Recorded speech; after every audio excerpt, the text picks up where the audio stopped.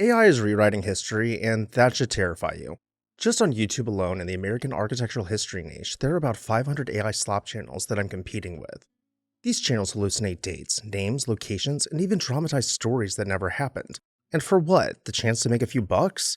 The problem is this: AI is training on these publications and regurgitating the information, muddying established fact at an alarming rate. Hi everyone, my name is Ken Weiss. I'm a real human with degrees in architectural studies and psychology, and today I'm blowing the whistle in a special episode of This House. I want to start off with something simple, and I mean it as plainly as I can. Historical integrity is not a pile of facts, it is a promise. It is the promise we make to the people who came before us that we will not let their lives dissolve into vapor.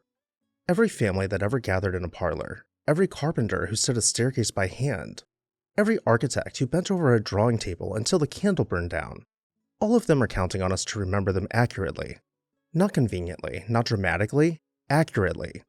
That is the whole job. When we get a name right, when we get a date right, when we resist the urge to make a story more exciting than it actually was, we are keeping faith with the dead. And I think most people feel this even when they cannot put words to it. It is why we visit graves, it is why we keep old letters in a shoebox, it is why a person will drive 3 hours to tour a house museum.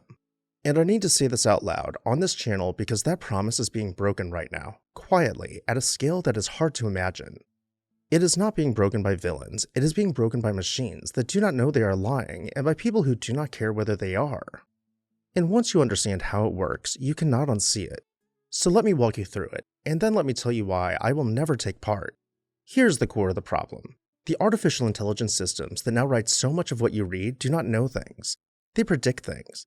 They guess the next likely word. And when they do not have an answer, they do not stop and admit it. They invent one. The polite technical term for this is hallucination, and it is not a rare glitch. In October of 2025, a study called News Integrity and AI Assistance, led by the European Broadcasting Union and the BBC, tested the leading AI assistants across 18 countries and more than 3,000 answers. 45% of those answers contained at least one significant issue, and 31% had serious sourcing problems, meaning the machine could not properly say where its information came from. One of the systems failed on some measures in more than 3/4 of its responses. These are the best tools money can build, and they cannot reliably tell you what happened yesterday, let alone what happened in 1890. Now watch what happens when a machine invents something and nobody catches it. A few years ago, editors on Wikipedia found an article about an Ottoman fortress, which the text claimed was built in the year 1466 by Mehmed the Conqueror and designed by an American architect. It ran to 2,000 words, it had sections on construction and sieges, it had footnotes, it had citations to sources that sounded completely real. There was only one problem, one small detail: the fortress never existed. The entire thing was generated, citations and all, and it sat there looking authoritative until human beings dug in and proved it was a hallucination. You saw the same thing in a courtroom. A lawyer named Stephen Schwartz submitted a federal brief that cited half a dozen prior cases to support his argument. None of the cases were real. A chatbot had manufactured them, complete with fake quotes and fake judges, and when he asked the machine whether they were genuine, it cheerfully assured him they were. The judge P. Kevin Castle fined him and his colleague $5,000 each and wrote that many harms flow from the submission of fake opinions. But sit with that for a second. If a trained attorney with everything on the line can be fooled this completely, what chance does a casual viewer have when a slick video tells them a mansion was designed by a famous architect who never touched it? And this is where the real damage lives, because these errors do not just sit still, they breed. Once a hallucinated fact is published, the next machine treats it as a source. A study published in the journal Nature in July of 2024 showed exactly what happens when models are trained on the output of earlier models. They degrade. The researchers fed a system text about medieval church architecture, and by the 9th generation of the machine learning from itself, the output had collapsed into gibberish about the world's largest populations of various jackrabbits, most of which turned out not to be real animals. They called it model collapse.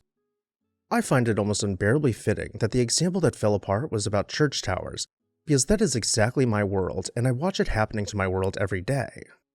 Think about what that means over time. The lie gets published, a second machine trains on it, a third one sees 2 sources agreeing and calls it confirmed.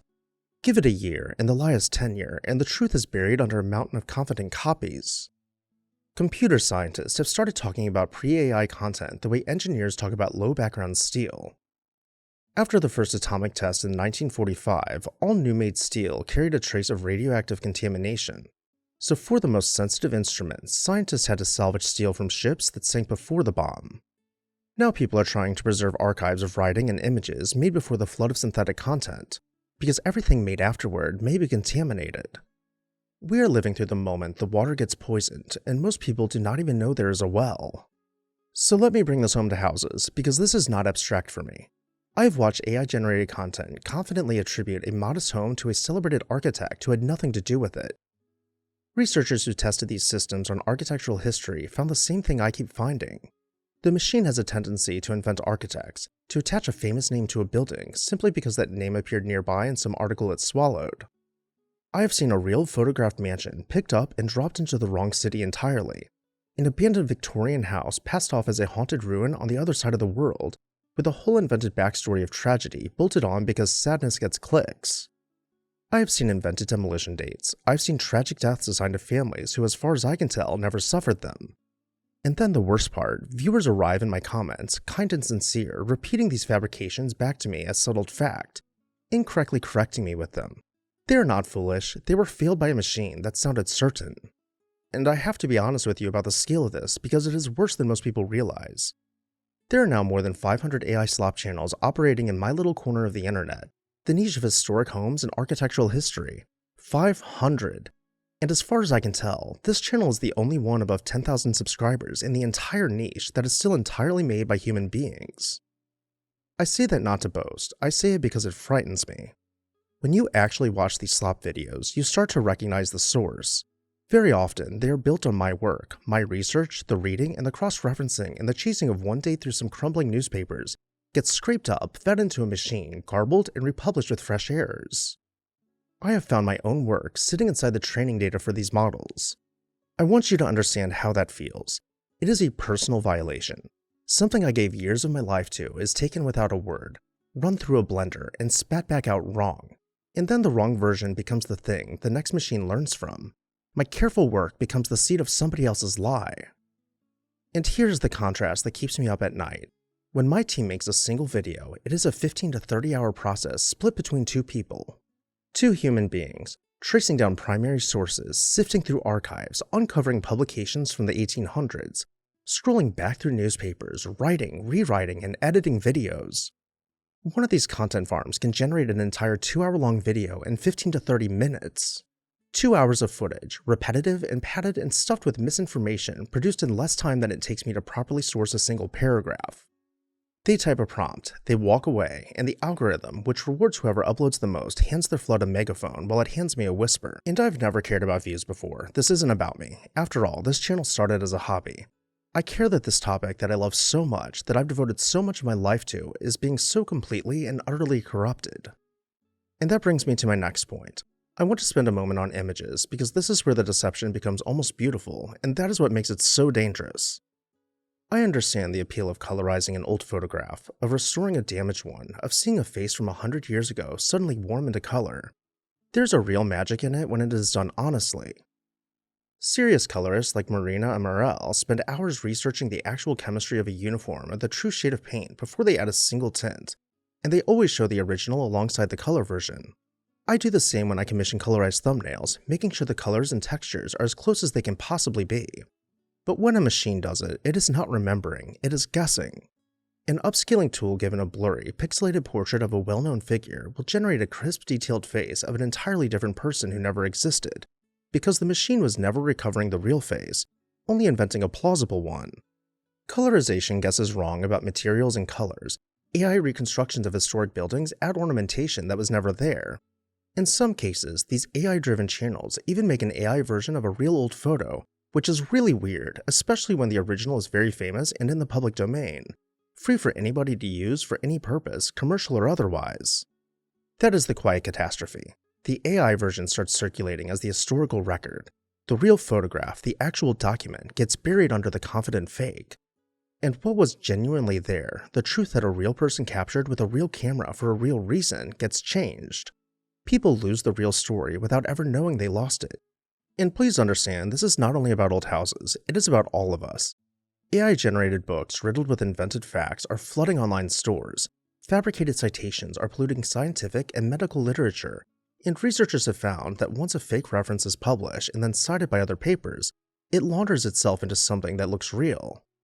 In genealogy, these tools invent ancestors and cite census records that never existed, and a family tree can be poisoned with confident fiction in an afternoon.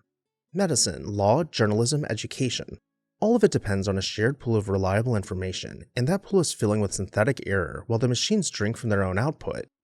We run the risk of losing reality, of losing truth. So what do? We refuse to be passive. That is what we do. Every one of us still has power here, more than you think. We can slow down. You can ask where a claim comes from before you repeat it. You can treat a primary source, a real photograph, a real deed, a real newspaper, or real microfilm as worth more than 1,000 confident videos. You can support the people who still do the slow work by hand, because the slow work is the only work that keeps the promise. When you see a fact, you can ask a simple question. Did a human being verify this, or did a machine guess it? This channel exists because those houses have already been through enough. Many of them burned, many of them at the wrecking ball, many of them simply faded from memory while no one was paying attention. They were erased once. I'm not willing to stand here and let them be erased a second time by a machine that cannot feel why they mattered and cannot be bothered to get them right. I will keep spending the 15 and 30 hours. I will keep 2 sets of human eyes on every claim. I will keep telling you when I am not certain, because uncertainty is worth more than a confident lie. History does not preserve itself. It survives only as long as real people are willing to do the patient, unglamorous, deeply human work of getting it right, and then refusing to let anyone quietly change the answer.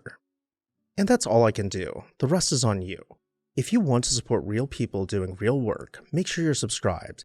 And if you care about this at all, just stop clicking on AI slop read with a robotic voice and seek out the real people in the niche. Thank you all for hearing me out, and I'll see you next time on This House.